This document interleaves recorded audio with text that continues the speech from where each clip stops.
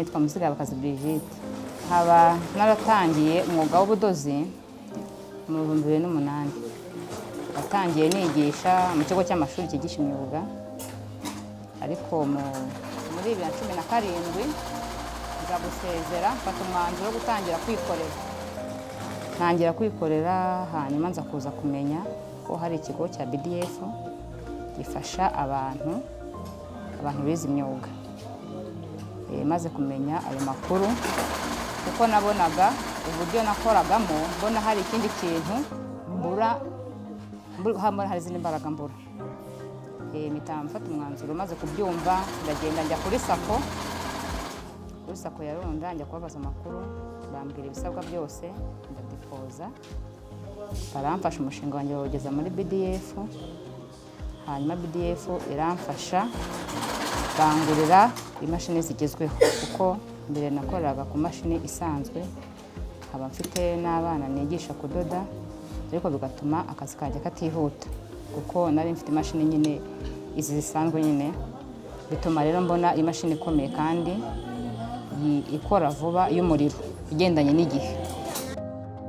Ikintu numva rero byamfashije gutera imbere, ari mu buryo bw'ubumenyi, ari mu buryo bwo gukora vuba, ari mu buryo bwo gutanga ubumenyi ku bandi, kuko nzafata umwanzuro n'undi kugira ngo ari urubyiruko, ari abamama bifuza kumenya kudoda, nabo nkabafasha nkabigisha kudoda. Hanyuma ubu ngubu urumva mfite abanyeshuri, iyo mbonye ibiraka mbikora vuba, kandi kubera ko ya mashini idoda vuba, kandi nabo nkabasha kubitaho, nkabasha kubaha ubumenyi, kuko n'undi nibwo baje banshakaho. Brigitte yaduhuguye neza, tumaze kwigeza kuri byinshi, ubu umuntu asigaye yidodera nk'akenda kakambara, ubu rwose tumaze kwigeza kuri byinshi. Nkaba rero nshima BDF kuko yamfashije, ikamfasha gutera imbere mu buzima bwanjye bwa buri munsi, ndetse yamfashije kugera ku nzozi nari mfite.